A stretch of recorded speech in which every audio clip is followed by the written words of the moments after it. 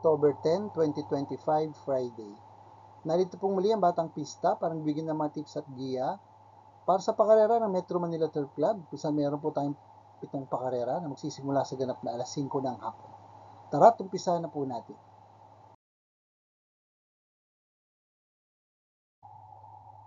Race number 1, the start of winner take all, covering races 1 to 7 with a distance of 1,400 meters. 3 old and above maiden race placers. Dito po sa race number 1, pampremera ko po, entry number 3, Uno Magnifico. Si Uno Magnifico po ay hiling lumaban last September 24. Sa distansyong 1,400 meters, siya po yung tanan ng preba, 126.6. Nang siya ay sumigundo sa nanalong kabayan si Mink Coat. Nandun din po ang entry number 2 na si Golden Diet na tumersero at nagpreba naman po ng 127.8. Pero bago po yung si Uno Magnifico ay tumakbo rin last September 17. Sa distansyang 1,400 meters din po, siya po ay nagtala ng mas magandang prebang, 126.4, nang siya ay sumigundo sa nanalong kabayan si Cerveza. Kunin ko na rin pong panigundo, horse to beat, entry number 1, Mangantana. Si Mangantana po ay lumaban last September 25. Sa distansyang 1,200 meters sa kabilang kariran po na Philippine Jockey Club, at siya po ay nagtala ng preba, 113.6. Pero bago po yun, last September 3, sa distansyang 1,400 meters, siya po yung talan ng preba, 127 sarado. Nang siya ay sumigundo sa nanalong kabayan si Paris with bronze. Pero bago po yun, si Mangantana po ay lumaban din last August 23 sa distansyang 1,400 meters. Siya po yung nagtala ng mas magandang preba, 126.6. Nang siya ay sumigundo sa nanalong kabayan si Madre Taberna. Good luck po. Race number 2, the start of pick 6, covering races 2 to 7, with a distance of 1,400 meters. Pilracom rating based on the capping system race, class 4, 42 to 56 feet. Dito po sa race number 2, solo ko po, imported horse, entry number 5, Glenamun. Si Glenamun po ay lumaban last September 28 sa distansyang 1,400 meters. Siya po ay nagtala ng magandang preba, 125.2. Nang siya ay nalyamado, ngunit sumigundo lamang sa nanalong kabayan si Dakis.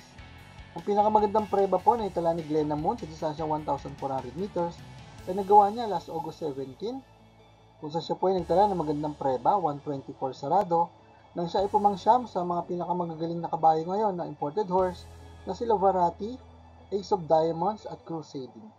Good luck po. Race number 3, the start of pick 5, covering races 3 to 7 with a distance of 1,400 meters. 3 old and above maiden race, non-placers. Dito po sa race number 3, pampremera ko po, horse to beat, entry number 5, Ride High.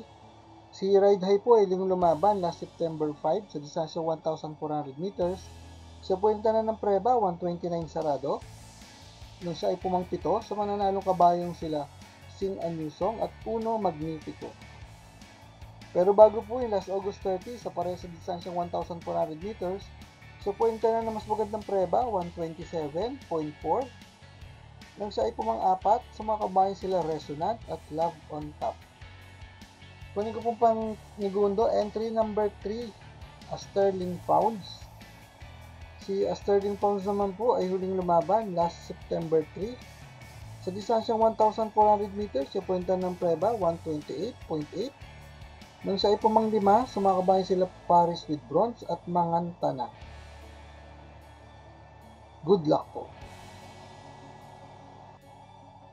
Race number 4, the start of pick 4, covering races 4 to 7, with a distance of 1,400 meters. Pilracom rating based on the capping system race, class 4, 42 to 56 feet. Dito po sa race number 4, pampremera ko po, entry number 3, Black Star. Si Black Star po hiling lumaban last September 28. Sa distansyang 1,400 meters, siya po yung tala ng magandang preba, 125.8. Nang siya ay pumang-anim, sa mga kabayan sila Victorious Babylin at Modern Legacy. Nandun din po sa labanin, entry number 2 na si Warchip na pumangsyam naman po at nagpreba naman po ng 126.2. Panigundo ko na rin po, entry number 2, Warchip. Good luck po. Paalaala mga katropang karerista, please click like, subscribe, and hit the notification button para makatanggap ng mga updated videos and race results.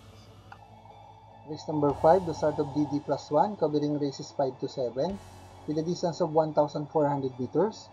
Pinacom rating based on the capping system race, class 3 and 4, 42 to 56, and 57 to 70 merge. Dito po sa race number 5, pampremera ko po galing sa panalo. Entry number 7, Madam Mayhem. Si Madam Mayhem po ilang lumaban last September 28 sa distansya 1,400 meters. So po yung nagtala ng magandang preba, 124 sarado. Nang tinalo niya, mga kabayan sila Hey Jojo at This Heart of Mine. Kunarin ko naman panigundo, entry number 3, Rumored. Si Rumored naman po ay huling lumaban last September 14. Sa isa pong stakes race sa distansya 1,600 meters. So po yung tala ng preba, 139.2. Nang siya ay pumanglima, sa mga kabayan sila Morally at Anytime, Anywhere. Ang pinakamagandang preba po na yung tala ni Rumored sa distansyang 1,400 meters ay nagawa niya last August 31. Kung siya po ay nagtala rin ng preba, 124 sarado. Nang siya ay pumang-anim, sa mga kabayan sila Andiamo, Aperense at Birchstone. Ang entry number 5, si Legitify naman po, na nagtala rin po ng 124 saradong tempo sa distansyang 1,400 meters last August 30. Nang siya ay pumang-apat, sa mga kabayan sila Wild Conqueror at OC Bound. Good luck po. Race number 6, the penultimate race with a distance of 1,400 meters. Pinacom rating based on the capping system race, class 5, 17 to 41 split. Dito po sa race number 6, pampremera ko po horse to beat. Entry number 3, Spoiled Brat.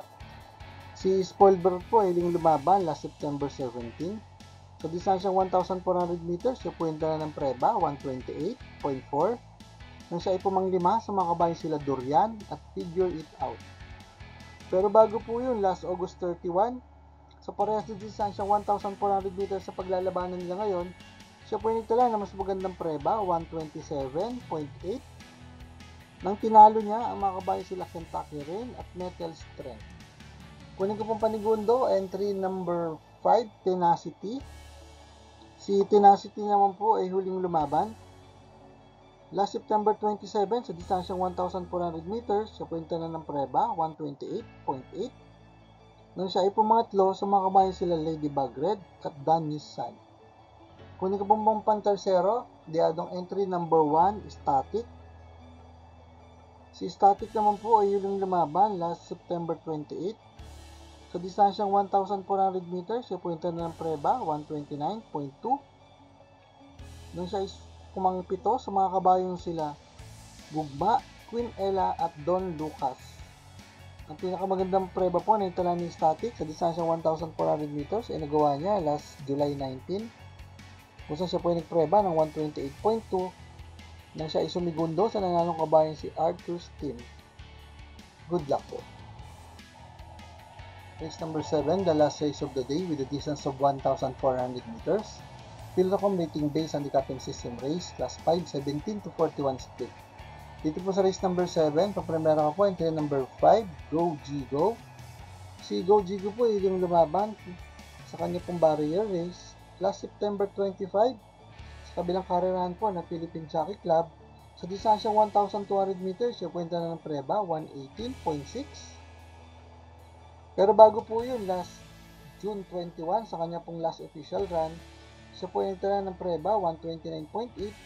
Sa distansyang 1,400 meters, nang siya po ay pumangpito, sa mga kabayan sila Gavel at King Hans. Pero bago po yun, last June 6 o last June 7, sa parehas sa distansyang 1,400 meters, siya po yung nagtala ng palalo ng 128.6. Nang tinalo niya ng malayo, ang mga kabayan sila King Hans at French Leather.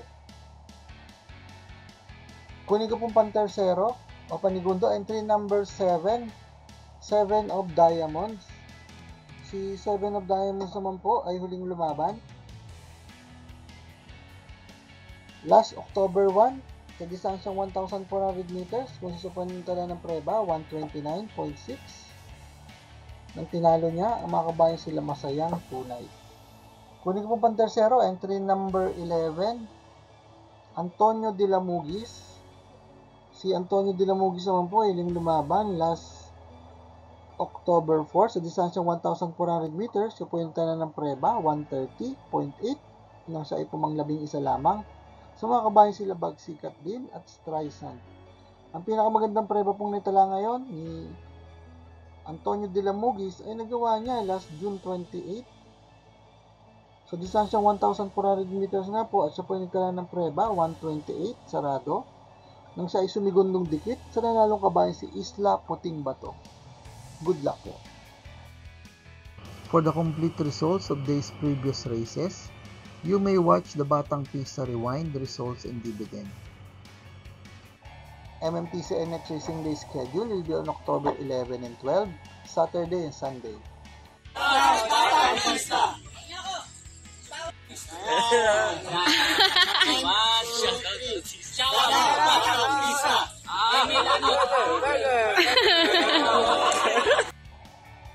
Shoutout po natin ating mga kapisa na sina Sir Bobby Salsos, Sir Bernie Angeles, Sir Troax Milan, Sir Jose Langrino, Sir Bakisco, at Sir Willie Fay. Shoutout po natin at happy birthday po kay Sir Del Monte Javier na taga Diparo OTB ng Caloocan City. Happy birthday po sa inyo, sir. Maraming salamat din po sa ating mga bagong subscribers at mga kapista. Sa mga nais po mga tanggap na updated race results and dividends at magi sa karera, please like, share, and subscribe sa ating Batang Pista channel. Click ang notification bell para makareceive ng mga bagong videos. Paalaala mga kapista na ang karera po ay ating libangan lamang at gamitin lamang pong sobra sang ayon sa ating kakayanan. Good luck and happy racing to all!